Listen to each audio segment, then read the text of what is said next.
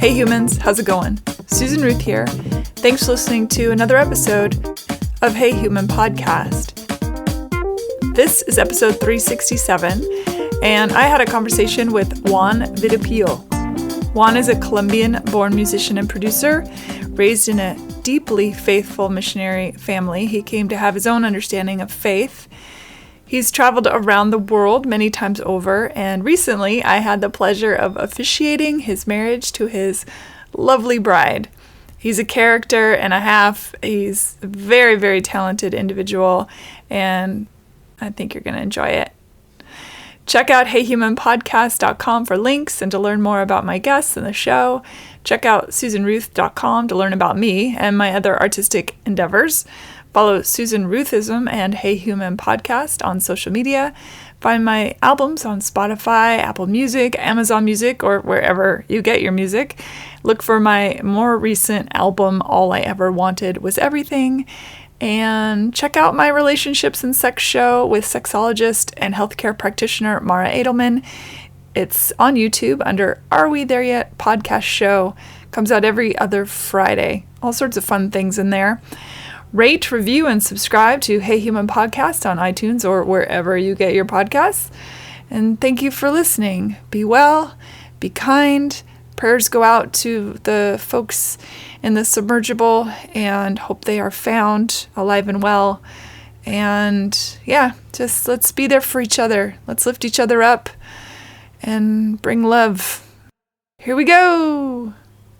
JV, welcome to Hey Human. Thank you. Thank you for having me. I'm super excited. Well, we've known each other for a few years now.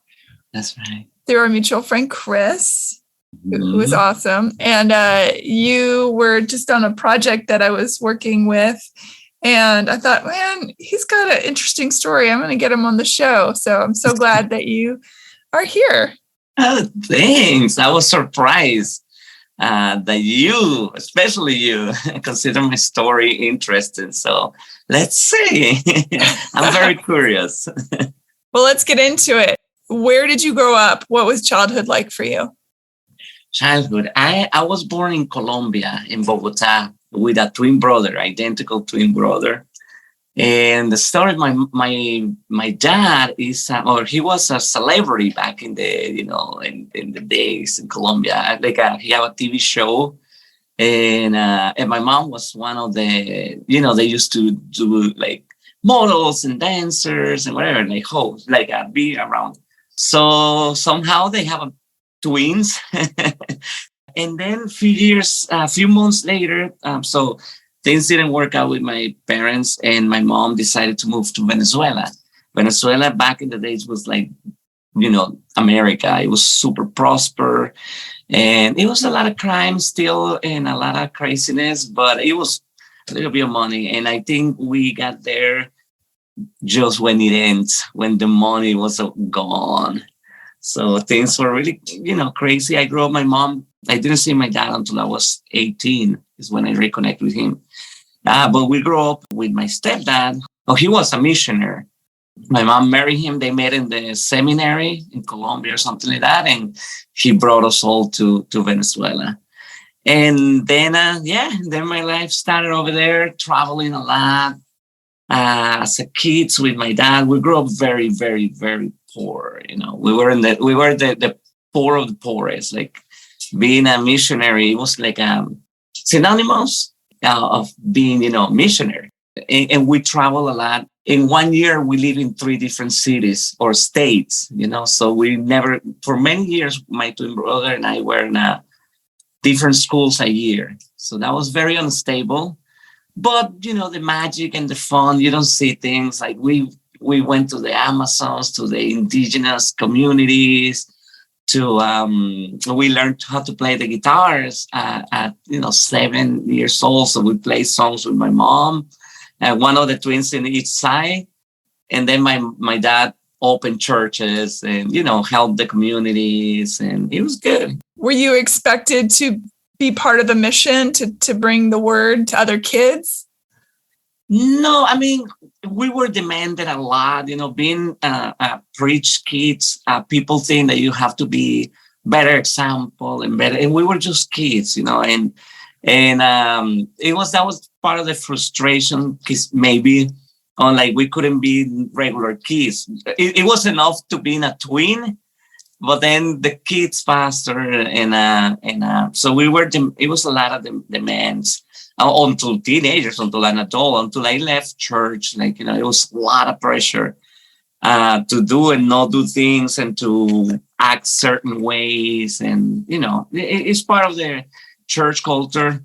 And I learned many things that I value from that, and all the things I discovered that, you know, are not honest and are not healthy for people. But definitely, you know, I respect it, and I'm not an enemy of the church in any matter, but I'm not a supporter either. So for that reason. Were you wondering where your father was during this time? My mom was really good in telling us the story and telling us who was our grandmom, and presenting my dad. You know, he has his problems, but she never talked anything bad about him. And the opposite, you know, she created respect and values, because things didn't work for a reason. And, you know, immaturity, you know, back in the days, you know, you're on TV and you really don't care much about all the kids, you know, that's another story. But trying to, you know, being forgiven, she was very forgiving about it. And that was beautiful, because when I met him until today, I have nothing but love, and I don't care about his mistakes. I make big mistakes in my life by now that I know how life is, you know. Yeah. There was no internet. You know, we were like 10 years behind, not 10 years, but a few years behind technology with America, with telephones, cell phones, the internet, all the stuff. So that we have like white pages, and my twin brother was traveling with the church, going to Argentina with a stop in Bogota. And he went to the white pages and saw the last name, and then called. And it was my grandma who answered. And since then, it was like crazy. And 45 minutes later, my dad was calling me from Los Angeles on my phone at church. Like, he found out. So it was a beautiful reconnection. And where then I see him being a better human by the day. So that's the most important. He had peace with himself, and he had nothing but my respect and love. Yeah. Were you close with your twin growing up? No, we have very different. I started working at 15 years old because I love fashion and my clothes in Venezuela. It was hard because people bully you on the streets, or they look at you weird or whatever. So I try my best to, you know, have a balance, but I love it. And my brother was like, he took my clothes because you have to go to church. I used to iron my clothes, you know, for church in the morning, because we end up playing in a mega church. I was playing to 15,000 people every music and guitar. I was playing every weekend, 15,000 people. So he wasn't going to the other one like 3 hours away. So every Sunday, it was like we have very. He didn't have limits with my thing. And we have a period, like when we were kids, yes, he was like always bigger than me and stronger, and saved me, you know, at school when kids were beating me. I have 2 kids beating me once, and he was a superhero, and things like that. But then when we were teenagers is when I started getting a little bit different. We were in a band for a little bit and didn't work out. And then when he got married and have his first kid, is when like I really started admiring his life, and like we really connect. By now we're like, it's like as we're supposed to be, all my family, you know, right before pandemic, you know, like things were improving. But when 3 years ago, when you realize, especially me, I was traveling the world. I was like playing and doing, you know, and my family lived in New York. And sometimes because they were in the Bronx, you know, I was like, I knew I could go and visit them, but I'll be back another time. You know, I'll call them, I'll do a video. So I didn't realize how much my life, what family really is. And it was beautiful. I never was a bad kid or a bad son, but like now, like that was the beauty of this, all this tragedy, you know, like you you could start over things and appreciate my family. It's like, and my brother is my everything. Like it's crazy because you have a spiritual connection or some kind of weird connection. Like sometimes it happened when we lived together as a kids, like many things that my mom couldn't believe that my brother didn't told me to tell her exactly the weird things that like, Mom, why we don't paint this room orange? And at night I come and tell my mom the same. I say, hey, Mom, we should paint this orange. And my mom was like, no, you guys are messing with me. And like, what are you talking about? So things like, I know once when he had a car accident, I knew something was happening right at the moment. Things like that. I was faster learning. So at school, I used to cheat. Like I used to do his test. For a year, they catch us and they just separate us from the classroom. So we always got each other, back no matter what. That was always super important. Yeah, and he's a musician too. So he's more into the academic. He likes to teach and play at church and do all that stuff. And I love him. When you were playing for the mega church and being fully entrenched in religion, did you believe, or were you doing it because you knew that was the thing you were supposed to be doing? Because I know now you have distanced yourself from that lifestyle.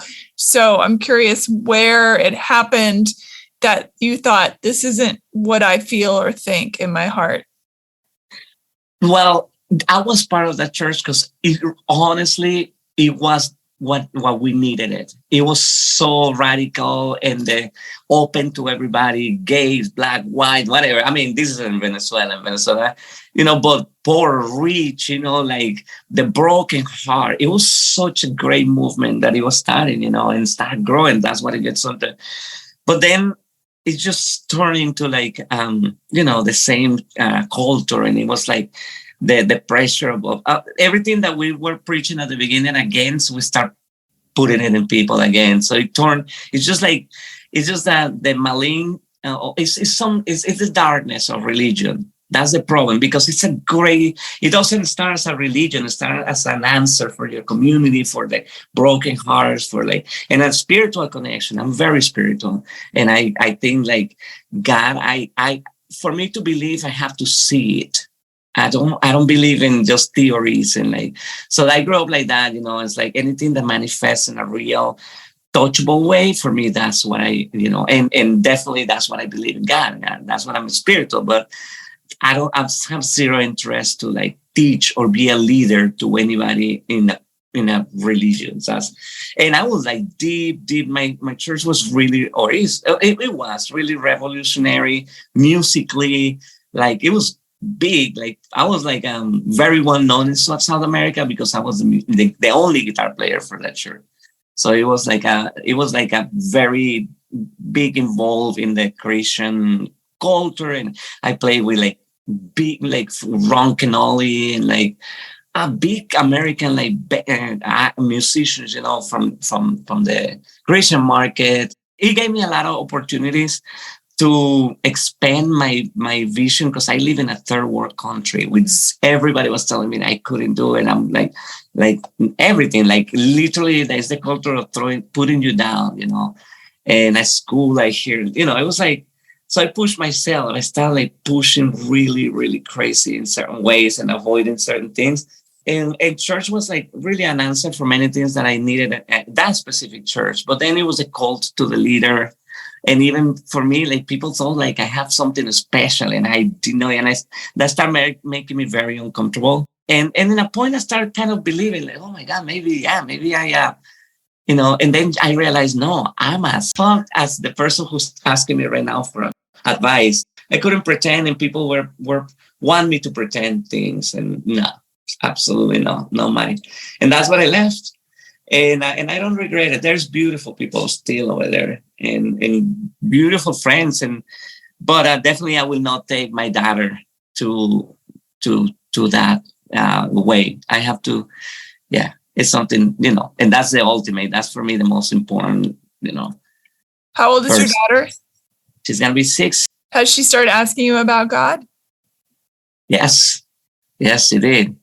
And I haven't had the opportunity to be with her. I want to be more express. I want to teach her more about spirituality, about her own first, her own, and then how to connect with God in the way she wants, and that she in the way she God will connect with her. So I don't have to connect God. God doesn't need my help. If it's real, he'll connect with. Oh, he. I don't call God he neither. I call it it because it's bigger than Like it's that's what is. Sometimes I have to battle.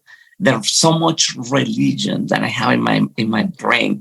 It is insane, and it's hard to not go crazy and believe all the things that are stupid. Because like it's so many theories and so many, and that tires me. It was religion. It needs to be real, a real connection, something real or nothing. Yeah. It's interesting that as a younger person, you saw how easy the power of the church can corrupt, that it lost its way. Yes. Because I saw my mom and my dad having conversations and they didn't realize I was talking about it and how bad the big leaders of, and this is different. This is a bit different on the mega church. That's how it grew up. That's another organization. We actually left that one because and moved to this one because it was too much. So there were a lot of bad things happening. And I was 5, 6, 7 years old listening to that and asking my mom. And they, when they and they tried, to say, and she explained to me, like we don't worship people, we worship God. And I was like, okay, that sounds fun for me. A smart, wise answer.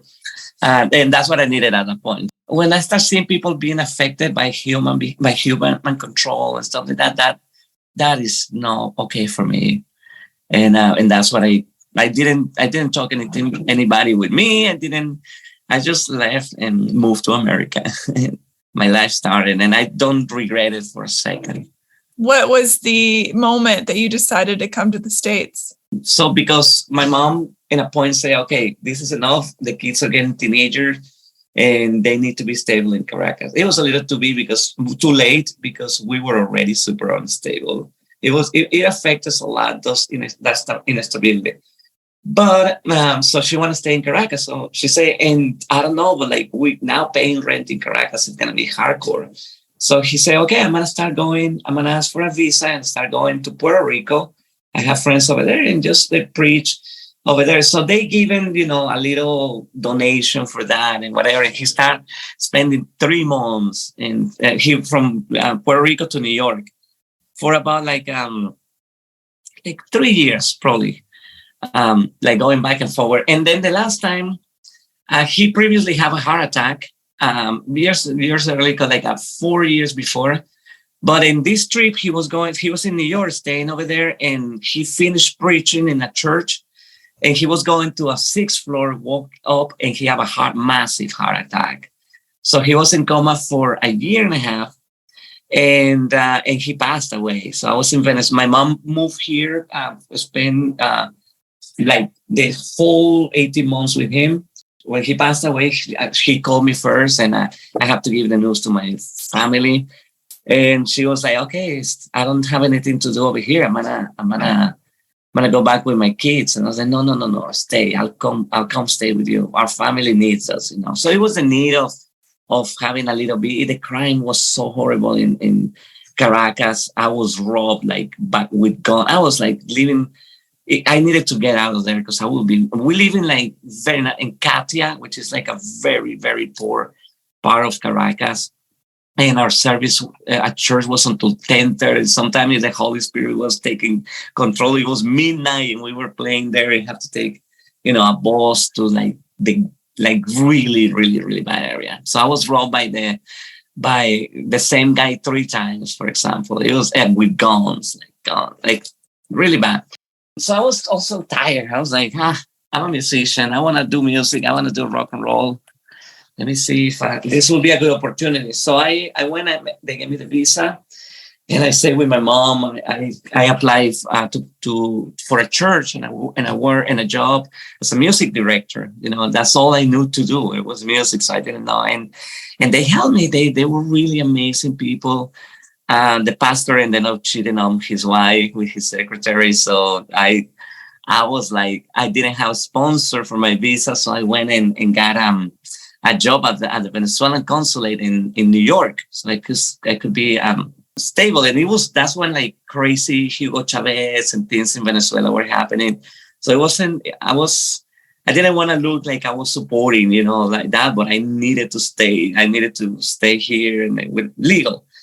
So it was pretty interesting. I worked there for a little bit, and I have to be certified by the State Department, like a diplomat. Have a little, very little, like tax exemption and a little bit of immunity. I can fight a tick maybe. But I was a vice consul assistant. I opened my office, and it was St. Patrick Church in Fifth Avenue and 51st in Manhattan. So it was pretty cool thing. It was crazy. I never imagined like ending up there. It was not much money, but it was like a great.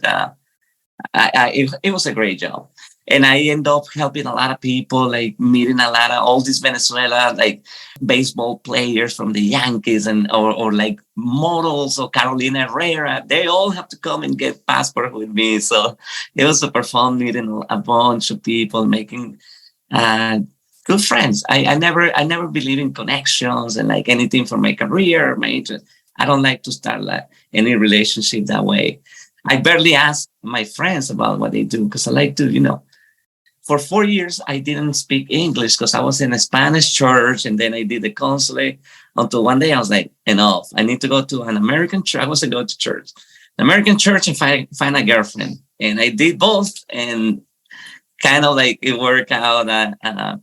My English is like most of my life, I learned what it can take me to the next level, and how communication for me was the most important thing, more than pronunciation. I need to improve a little bit because it's a cool thing. But I moved to New York. My first job, I was housekeeping for Jack Black, the actor, and I find out because my mom have this job cleaning houses, and she's like, hey, when you move to America, he's like a musician. I don't know what he does, but like he does movies or something like that. I think you're gonna like. And so I told him if you could come with me, and he said, yeah, absolutely, and I'll give you a little bit extra money for your son. So I was there. So when I get there, nobody was there, and this amazing love. That's like the first week, the first month probably when I was here, getting this. I moved to New York from Venezuela. Okay, got it. Because my dad was at the Presbyterian Hospital in New York when he passed away. So my mom was living there with some friends. And so when I got there, I go to the kitchen and I see like a Grammy, but I'm like, it's like full of, soap from the washing the dishes. So I thought, it might be a Vegas, little souvenir. When I carried it, the thing is heavy. And I was like, I was kind of cleaning it in the oven, clean it to see if it was real or not. And I was like, no, this thing is real. So I Googled, because he said, his name, and he directed the music video for Foo Fighters. And he was always in California and LA. His name is Jesse Peretz. Amazing human. And he was in a punk band, and he directed that music video for Foo Fighters, Learn to Fly. He was the director, and his roommate was Jack Black. And so I never really interact with him or saw him, but I know that's in my on my resume, baby. I pick up your underwear and clean up your room. I love that they use their Grammy for a wash rag at the sink. They have it right next in the sink, just like decorating the kitchen with a Grammy. It's hilarious. Yeah, cool guy. Oh my God, he inspired me a lot. Like he's like, bring me. I have this VHS tape from my band in Venezuela. He's like, my God, no, he was like, no, do a band, do it. Like you got it. Like, and always asking me if I was doing music. It was super cool. It was for a few months. I wasn't that great of housekeeper, so they need my mom back. But we have to do it together. What was that like when your stepdad was in the hospital for so long? It must have been really tough, and I'm sorry about your loss. What's his name? Angel Vidopio. Yeah, Angel. Like my brother too, one of my brothers, his son. I know that you said that you were there for your mom, but you have all this extended network of family through the church and all that. Did those people step up to the plate and help your mom get through that? I can't imagine what that's like, navigating your loved one going through such a traumatic event. Not much. She was living in the living room with a bunch of people, friends of my dad from Dominican Republic, and then she was kicked out from that because she had no money, no work, and she had to be at the hospital. She wanted to be at the hospital. But she found this lady, this Dominican, I can't remember her name. She was so incredible. She took my mom by the hand. It's like, come on, you're my sister. You're going to stay here. And she lives by the hospital. She said, this is your house. And when your kid comes, he stay here with you. And like, she gave us a hand. We stayed there for like a week when I came. And then we have to, I left. And we left. We found something together. I believed so much in church those days that I didn't judge anything, Now seeing it from here, I try not to get, I wish it was better. I mean, when my dad passed, there was a battle in my mind of faith, and why things happen and questions, nature in life. He had his problems too, and he was a big leader. He wasn't perfect. And I even saw my dad once slapping my mom on the face. He didn't do it many times, but he did it jealousy for somebody like the bakery at the bakery in Caracas. The guy who owns the bakery, he really liked us, and and he knows we're the family. And so when my dad came back from a trip, on those trip, it was like somebody's birthday, and he gave us a cake. They were closing, about to close, and I said, a cake, not a cake, a cake. And leaving the bakery, he got so jealous. I was like 8 years old. He got so jealous and started fighting with my mom. And I don't know what happened, but he slapped my mom in the face really bad. And like, there is nobody perfect. That's when I saw, wow, my dad is a pastor and he reads the Bible more than anybody I can see day and night, and inspire people and make people laugh on stage. He had problems too. So I never judge him, I try to understand, I never judge him. He was very mentally ill too. Like religion really, that for me changed my respect through him a lot. I couldn't see him the same way. You don't hit a woman. Like even if you're a kid, you know what is wrong. You grow up with thinking about that. And then I talked to him, one day and, told him I don't respect you for this thing. I was like, he tried to justify it, but it's like, yeah, but, but at the end, I love him, respect him. We have a good relationship. I learned a lot about church because of him, because he really gave his heart for what he believed it was God, or the way he saw God, and for people. Community. I saw him taking his Venezuelan arepa and giving it to people. No doubt that I know he have nothing left. That was like the kind of like Christianism that kind of I respect. That for me was incredible. When I play in the mega church, I wasn't playing for people. I was literally with full intention and heart and brain and my mind and my soul.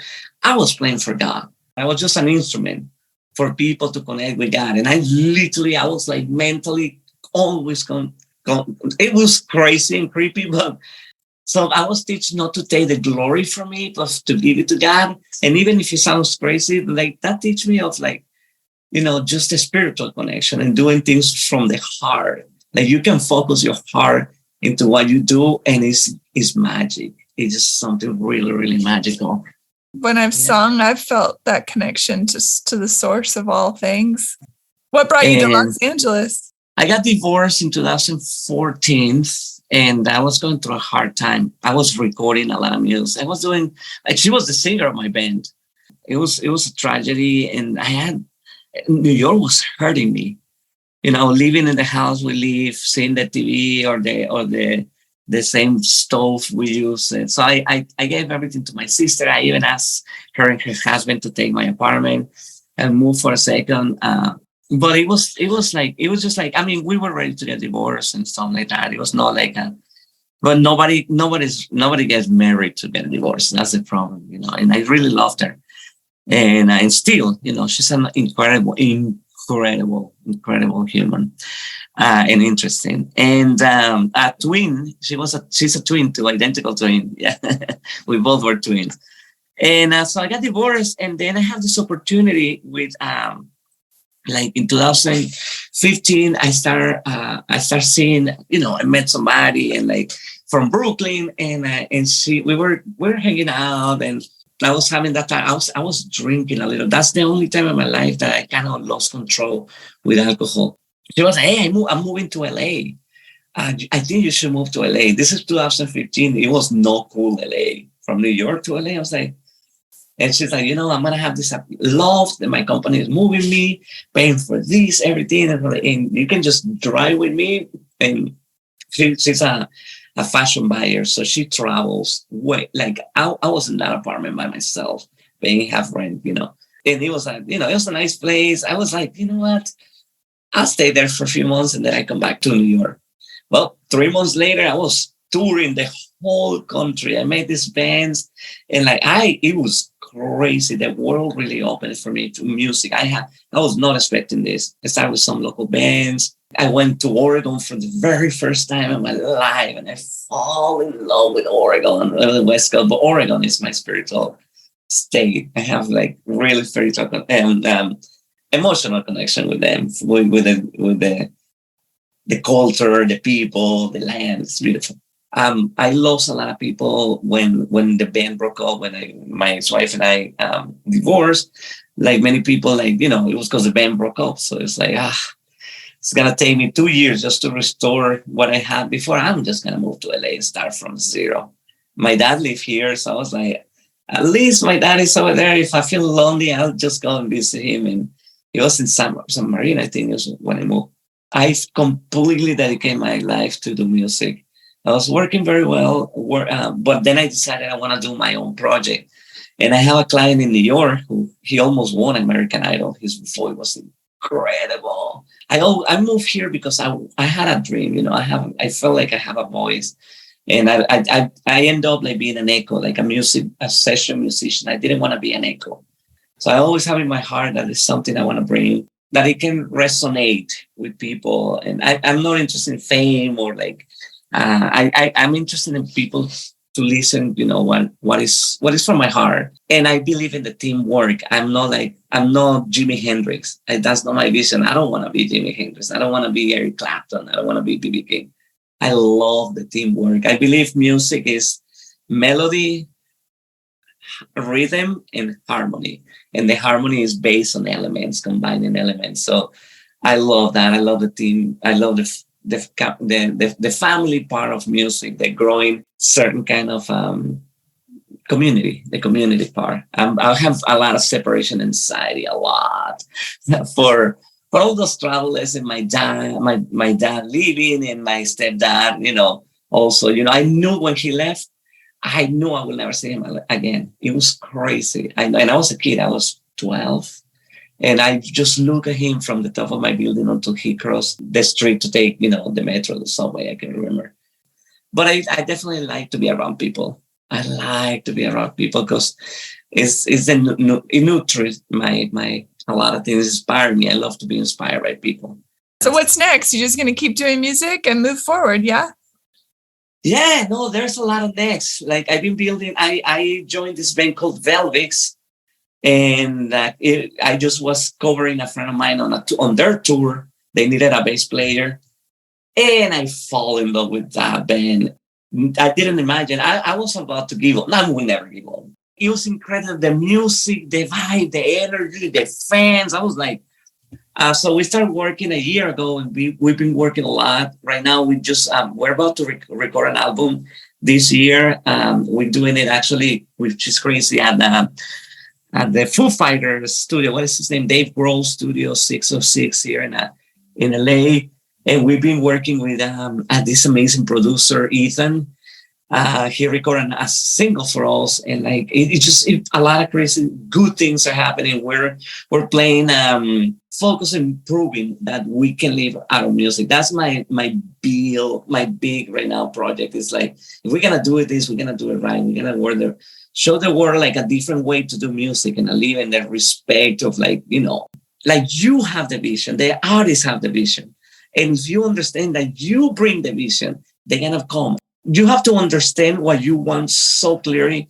So then you're going to have confidence to talk to other people about what's the deal, and the money comes and the investors comes and the managers come and they will create record.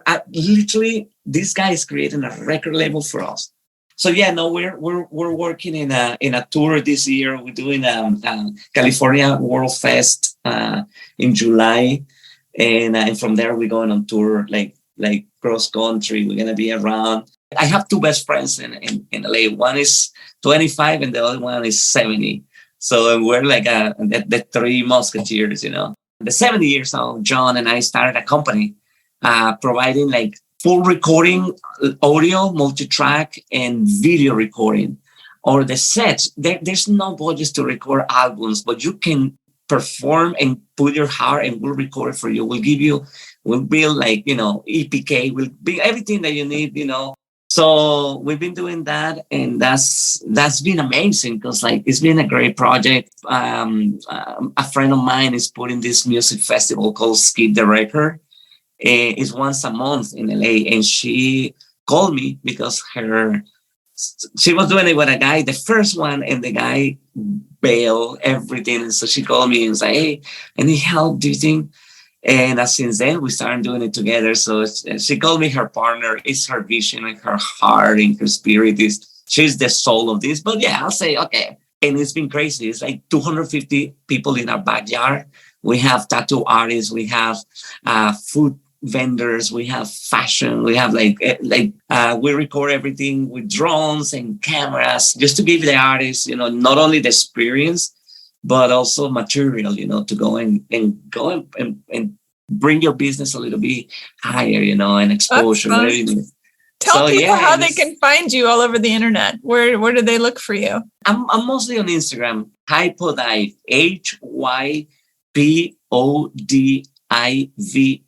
Hypodive. That is the main. That's my personal account. I think yeah. And for my band, the Velvics. On Instagram or Spotify, anywhere, or thevelvics.com. You can find everything over there. VELVIX? THEVELVICKS. Okay. And I'll put links on Hey Human Podcast for people to be able to find it easily. Amazing. JV, Thank you for being on the show. Thank you so much. I appreciate you. I have a wonderful, wonderful time. Appreciate you.